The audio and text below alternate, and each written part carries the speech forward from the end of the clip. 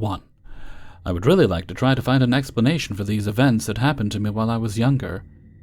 It still sticks in my head to this day, and makes me feel anxious for some reason. While I lived with my mother, she said she had experienced quite strange things happening in our house, from the kettle turning on randomly, even whenever we got a new kettle, from her feeling uncomfortable during the night. When I got to about 10, I believe one night I got up to use the toilet and I remember seeing a man standing in our hallway, which really scared me. I ended up screaming for my mum to help after running back to my bed. I remember telling her what I saw and her actually believing me, which I think helped me cope a bit. Another time, which this one still scares me the most. Around the time I was 14, I was in the same house, and it was 6 a.m. I woke up to a strange feeling someone was watching me from next to my bed, the way my back was facing. I slowly turned around to see a shadow silhouette standing right next to me, faceless. I didn't make a noise or anything, but I punched where the silhouette was, and then when I realized what I did, I laid back down straight away, in a fetal position. A very strong feeling of fear and anxiety washed over me, and I could not move, as though I thought it would do something to me. I stayed there like that for about 20 minutes, and slowly turned to find it not there anymore. After I moved into my grandparents' house at about 15, I started to feel the same feelings I felt at my mom's about 2 months in. One night, I heard what sounded like bare feet running to and from my bedroom door to the back outside door. It was a wooden floor and it was quick footsteps like it was running, then it would stop dead right outside my door. Then it would wait for a few seconds and start running again. I texted my grandma asking if she or my grandfather were walking around. Lucky she normally wakes up to texts, so she replied no. I then said, could you please come down the stairs with our dog and turn the lights on? As soon as she walked out with the dog, I could hear my dog barking, and then my grandma walking up to the door, completely different footsteps. Weird stuff would happen all the time, and I always felt like something was watching me. I invited my girlfriend over when me and her were 16, and she stayed the night with me. About 1 p.m. I could hear the footsteps again, so I woke her up and said, "Can you hear that?" Without saying anything, she listened and then nodded at me. Yes. Did the same thing. Texted my grandma asking if she was moving about the house, and she said no. I then got the courage to swing open the door, trying to act tough in front of the missus. When I did, there was nothing but a cold and a feeling of dread. There are 2 more times I experienced something. One time I was having strange dreams of being tickled in my sleep. I woke up to feeling this feeling and starting freaking out as I'm awake and feeling someone tickling my body. I leaned over my bed, not sure why, and looked at the floor in the pitch dark. Out of nowhere, this strange blast of air, which felt like when you stick your head out of the car window at high speed and can't hear, hits me in the face. I did not sleep the rest of that night. The last incident happened when I came back from living in Scotland.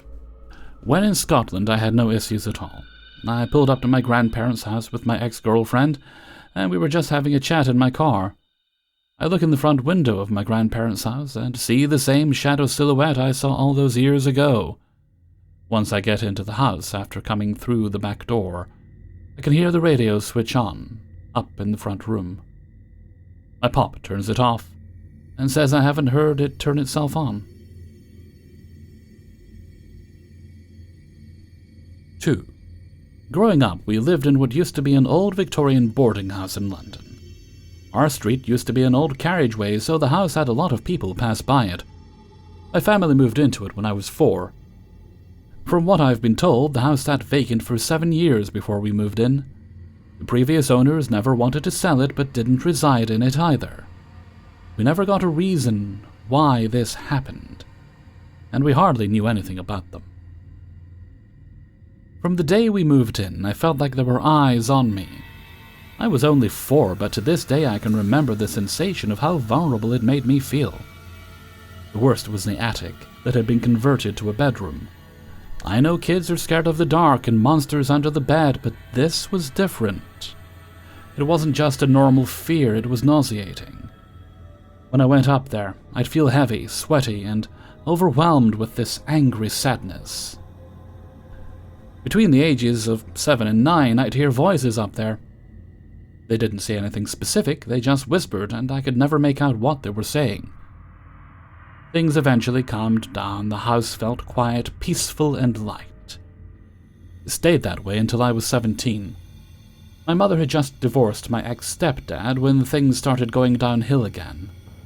At first it was just feelings, sadness, cold sensations, and anger. Then the house itself started malfunctioning. The fire alarm would go off once a day, the pipes burst, the basement would constantly flood with sewage.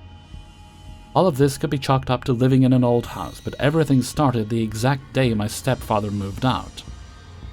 At this point, I had moved into the attic bedroom. My mum decided I was old enough to not to have to share a room with my twin anymore. I didn't feel safe up there, but my twin wouldn't let me move back in with her. At 17, I would sleep on the floor in my mum's room. Otherwise, I'd be plagued with the most horrid dreams of hands reaching out of my closet and wailing. One time, when I was sleeping, 2 jars next to my bed made this popping sound and shattered for no apparent reason. I was sick all the time, and my hair started falling out, but doctors couldn't find anything wrong with me. Finally, my mother decided that the house held too many bad memories from her marriage and decided to sell it. I was so happy. Weird things still happened and felt like they were escalating. A couple of days before we moved out, my twin and I saw the same apparition. It sounds kind of funny now, but it wasn't back then. I saw what looked like a shadow coming out of my floorboards. It was a tall man in a top hat, and he had no definable features. I screamed so loudly and ran as fast as I could to get out of there. On the way to my mother's room, I ran into my twin, who was hysterically crying. She had seen long legs dangling from her ceiling. Her room was directly below mine. It was one of the scariest things that had ever happened to me. We both slept in my mum's room that night. Eventually, the time came to move out, and everything in our new house was normal. Life was normal, and I was so happy to put all that stuff behind me. I occasionally think about it, but I have pretty much moved on. Until last night, where I had the most real feeling dream. In my dream, I saw a white light and glowing hands.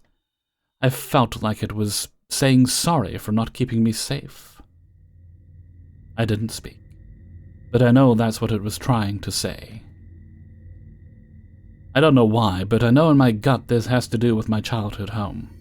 I know my story can be easily dismissed to an overactive childhood imagination, and living in an old house, but I know I'm not crazy. Whatever happened in my dream last night has made me feel that everything has come to a close. 3. I want to start by saying that I really want to believe the things I've seen or experienced were just my mind playing tricks on me. But it's happened too often for me to dismiss it entirely. I was raised to believe that ghosts don't exist, but I also grew up hearing ghostly experiences from the same people who told me that. So I never truly dismissed the idea of ghosts.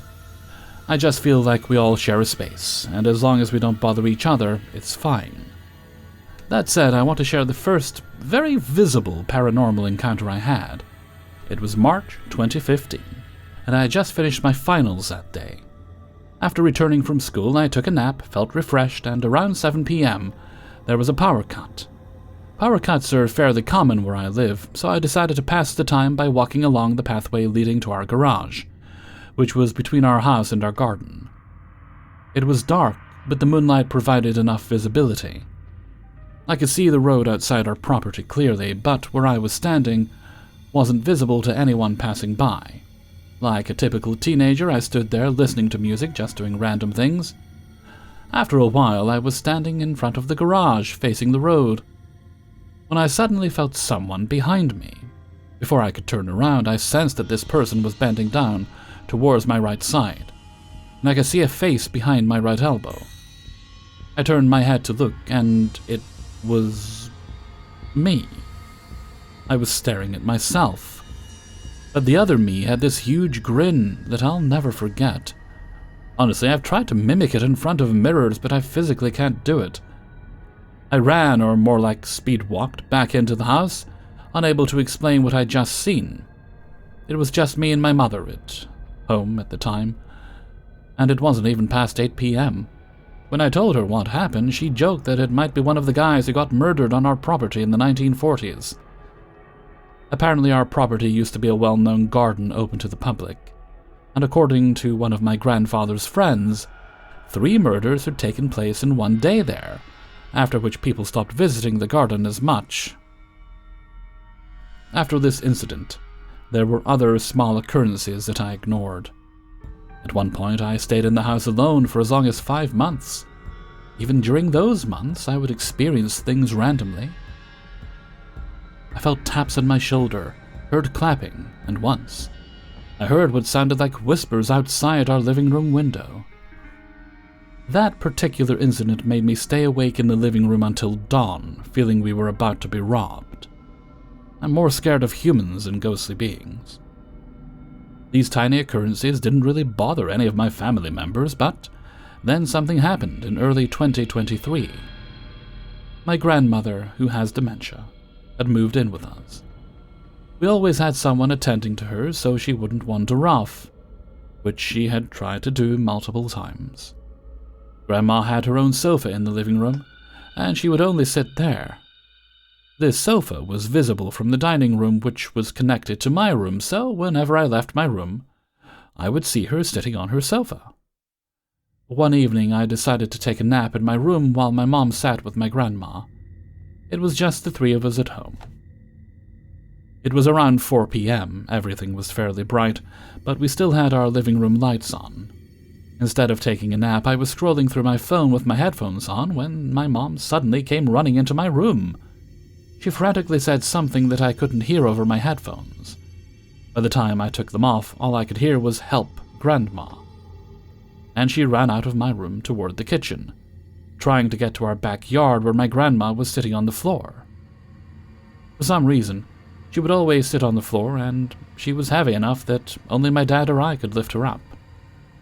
So I jumped out of bed and ran after my mom, but as I passed the living room, I saw my grandma sitting on the sofa. While running, I tried to ask my mom why she was heading to the backyard when Grandma was in the living room. But before I could finish my sentence, I stepped outside into the backyard and saw my grandma sitting on the floor. I still stood for a few seconds, confused as my mom struggled to lift her up. I eventually composed myself and helped her. That's when I realized that the grandma who was sitting on the sofa was wearing a different dress. I told my parents about this that very evening and also brought up what I had experienced back in 2015. That's when my mom mentioned that she too had experienced some unexplainable things.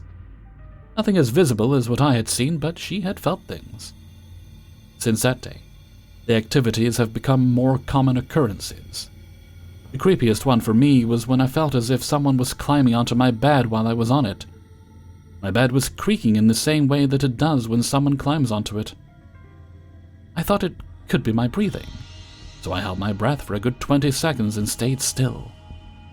The bed was still creaking. I freaked out, jumped out of bed and turned on the lights, but as usual, there was nothing. When I got back into bed, the creaking stopped.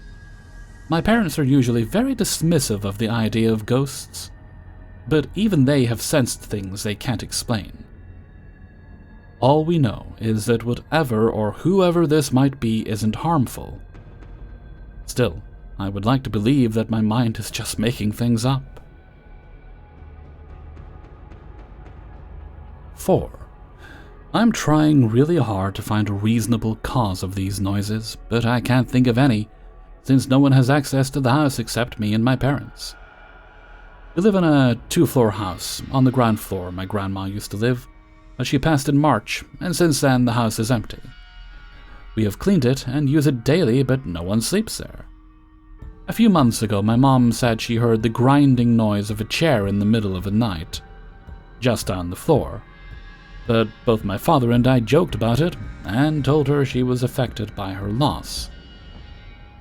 However, I swear yesterday, and right now in the middle of the night, again 4:30 a.m. specifically, I heard a thud from the ground floor as if someone slammed the door. We don't have pets, and the first floor where we live isn't connected to the ground floor. It's like two separate houses. Today, in the afternoon, I was down there and everything was exactly where I left it a couple of days ago. No one else has a key to her house, and we locked the outer door, so it's certain. And neither was it a burglary.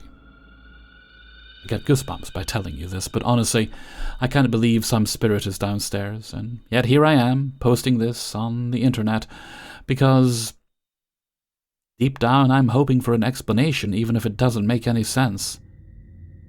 I've had some experiences in the past that part of me said were just a coincidence, but the other part insisted it was more. I'm an atheist, and even if the absence scares me, part of me can't be convinced there is something else after death. However, in the past, I have had dreams of exact facts exactly before they happened.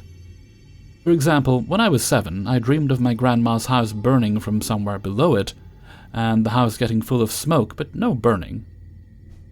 And 2 months later, the neighbors living 2 apartments below my grandma set a fire by mistake, and my grandma's house partially turned black by the smoke.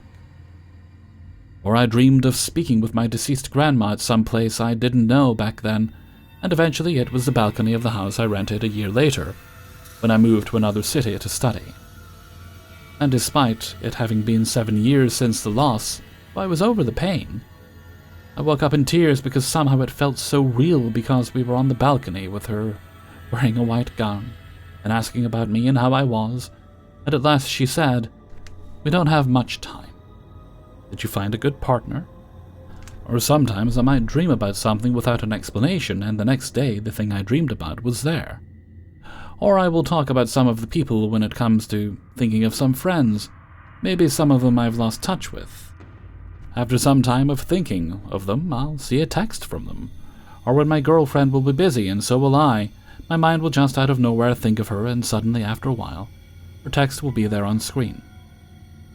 I've googled about this and found another person asking the same on Quora. And people claimed it was just coincidence, because they said, how many times have you thought of someone and didn't receive a text, which is right. But also this can't be happening all the time, I think of them. There are too many coincidences. So such incidents make me doubt the atheist part of me. I know I'm asking this in a paranormal video, so I shouldn't expect an answer like it was just luck, or an earthquake could have moved the chair, but maybe this is what I want, because it doesn't make sense to me.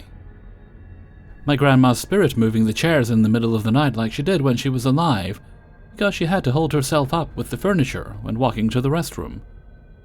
But if we assume it's her spirit doing that, why is she doing that? 5. My grandmother lives in a pre-war apartment building in New York City, built in 1918. The apartment has 10-foot ceilings with hardwood floors throughout, the exception being intricate tile work in the bathroom and kitchen. The apartment is a classic New York setup where you can open the front door, you walk in a long hallway with the various rooms on either side and a bathroom facing the front door. This apartment is incredibly haunted and has had many sightings from several family members and even guests since my grandma moved in 1987.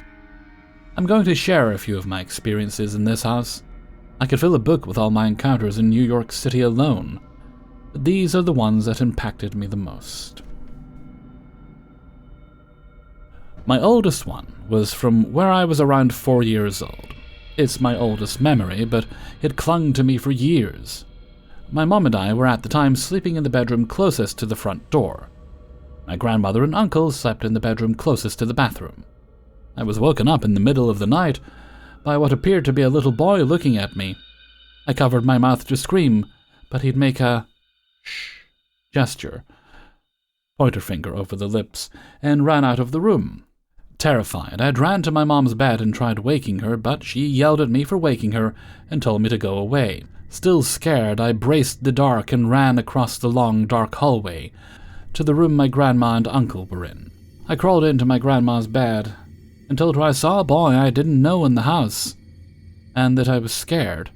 She said I was dreaming and let me lay in bed with her, but then had gotten up to use the bathroom. I had begged her to let me go with her, and she agreed as long as I faced away. She goes to the bathroom, leaves the door open, and I sit on the floor facing the front door in darkness as she uses the toilet. Emerging from the living room and into the hallway, I see the boy again, purplish, almost light, wandering around. He faces me and runs away to another room, the room I'd be sleeping in. I started to cry as my grandma finishes up and tells me to calm down and go to sleep. Back in the room, laying in bed, Grandma wraps her arms around me, but it was so hard to feel safe, because I'd see him in the corner watching me. In the morning, he was gone. I'd never seen him again, but multiple children in the family have seen him in the night. I'd begun having an issue in the middle of the night. I'd be in bed asleep, but woken up with a sense of dread. Every single night I'd be facing the wall. It was not sleep paralysis, I was fully capable of moving. However, I'd have this feeling in my gut I can only describe as instinct urging me not to turn around. I'd have this terrible feeling that if I were to look too awake or face that way, something bad would happen to me. There'd be this strong presence behind me, and every once in a while I could hear the floor there creak. So I'd lay there, as still as I could with my eyes shut tight, waiting for the moment I could fall asleep again. In the morning, I'd be lying normally and be fine. This happened every single night I slept in that room. Sometimes I tried being clever by sleeping in another bed, but it would keep happening. To this day, if I visit Grandma and she has me sleep there, it still happens all over again. Different members of the family have shared an experience with seeing the shadowy figures of a man and a woman in that room, always in the far-off corner by the radiator. But they're often seen in the daytime. At night, you get this eerie feeling of being watched throughout the entire apartment. This feeling of having eyes on you is most severe in the bathroom. That is, at least for the women in the family. You could be home completely and totally alone, decide to pee or shower, and feel like there's someone in there with you. As a kid, I refused to bathe for as long as I could get away with because of this feeling. On occasion, usually when I'm washing my face or am otherwise unable to see, I feel a soft touch on my back. Personally, I've never seen an actual apparition in the bathroom, but others have. However, a few men in my family have never made complaints about the bathroom at all. As a kid, I'd often do late-night anime binges.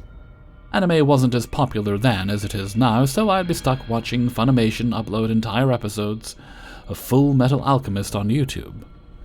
It was horrible, but it got the job done. All summer long, I'd stay up all night long watching. However, I refused to watch anything scary after 1 a.m. I had this feeling that something at the time would watch me, and even worse, I could feel its judgment. If I got the feeling it didn't like what I was watching, I'd change it, because the pressure in the room would become too immense. It would scare me. Part of the reason I'd watch for too long was because by the time I would realize how late it would be super dark, and the hallway had so many apparitions, and would have such a strong presence, I'd be too scared to walk to my bed. So I would simply endure and head to bed whenever the sun creeped up. I told my boyfriend, now ex-husband, about my grandma's super haunted house. He'd never believed me, always said ghosts aren't real and that there was some explanation for the happenings in that house. One day our apartment lost power and we were sleeping on an air mattress. The bed would slowly deflate. Without any power, we had no way of inflating it. I called my grandma and she agreed to let us sleep there until the power gets fixed in the morning. We were only 7 blocks away, so we packed a backpack and went over. My grandma's room is now the room closest to the front door. My uncle sleeps alone in the room closest to the bathroom, and the spare bedroom across from the kitchen had my cousin and her daughter staying there at the time. So Grandma said we would have to sleep in the living room. I'd explained to my boyfriend that the living room can be creepy, but once again he brushed my worries aside. Bedtime eventually comes and we are laying on an air mattress in the living room. I'm trying to ignore the feeling of being watched and sleep when he gets very close to me and whispers in my ear, "Do you feel like someone's watching us?" I told him that I already told him that's normal here and tried to ignore it, but he just whispers back, "I can't ignore it. It's driving me crazy." Eventually, he says he'd rather sleep on the floor at our place and starts packing. I chose to stay at Grandma's and he left. The next day, back at my apartment, I jokingly asked if he believed me about Grandma's house being haunted, but he said ghosts aren't real at all, and that it's probably just because of the park near Grandma's house, somehow. Jump a year later, I had just given birth to my first child, and my grandma refused to let us go back to my old apartment due to safety issues. That's a long story in and of itself. So, straight from the hospital, we went to Grandma's house. My cousin moved out of the extra room across the kitchen, and we moved right in with new baby.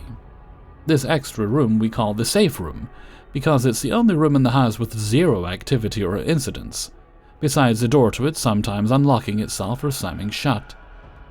My husband was very open about his disbelief of ghosts and other paranormal creatures after moving in. I'd often shush him, but he'd just exclaim it louder. "Ghosts aren't real, it's just stupid. Show me something, ghosts, show me!" I'd plead with him to just keep quiet, but he refused and found it so funny. One night, baby is crying, and I sleepily ask him to get me a bottle from the fridge that I'd pumped earlier. He gets up and drags himself across the hall to the kitchen, without even bothering to turn on the hall or kitchen light on the way. A few minutes later, he runs back with his eyes wide and gasping for breath. He slams the door and locks it while I'm asking over and over, "What's wrong? What happened? Are you okay?" Eventually, he just says, "Ghosts are definitely real. I'm sorry for doubting you. They're effing real and I think they're mad at me." According to him, he was in the kitchen warming up the bottle when he hears slow, heavy footsteps dragging themselves down the hallway. At first he ignored it and said he believed it was my uncle. That was until the footsteps finally stopped at the doorway to the kitchen. Still thinking it was my uncle, maybe wanting something, he turned around from the stove and was met with a tall, wide figure standing in the doorway. He said it looked like a shadow and would have touched the ceiling if it wasn't hunched over. It faced him and stood between the room the baby and I were in and the kitchen. He described the presence as threatening. Quickly, he turned on the kitchen light and ran into the room when it disappeared. He now fully believes in ghosts and says he has nightmares about that night sometimes. Again, I have many more stories about that house. I also have more from just my time living in New York City in general. But these are the ones that stuck with me. If anyone has any questions or wants to hear more, let me know.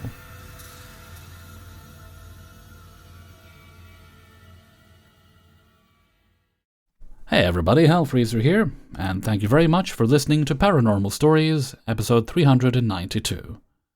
And thank you very much to everybody who allowed me to use their stories in this video. Before you go, please hit the like button and subscribe if you haven't done so already. If you'd like early access to the videos, then you can get that through my Patreon page, which is linked for you in the description. You can also get it by becoming a channel member at the right tier.